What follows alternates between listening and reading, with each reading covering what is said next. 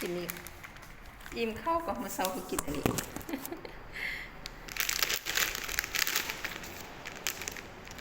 เราบ่ได้น้ำตาลบ่ได้น้ำ ช่วงหนึ่ง60,000พอกินได้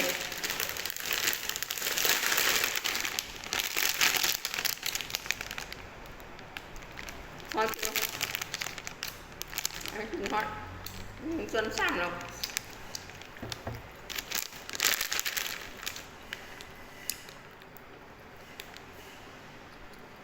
มันเท่าเป็นทีมเอกสารจ้ะ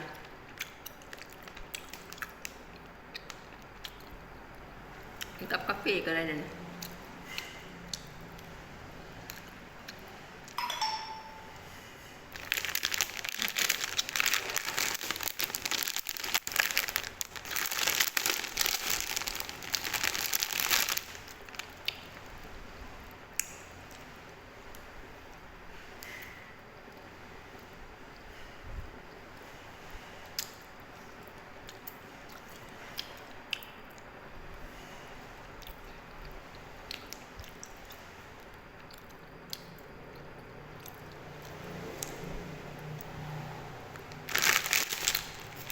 มันดองเผ็ดมันดองสักหนึ่ง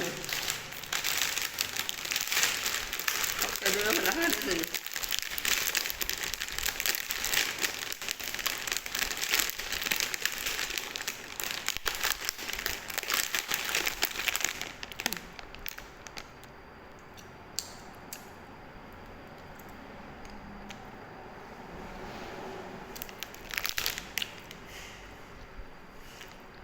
ตามมักมองเลย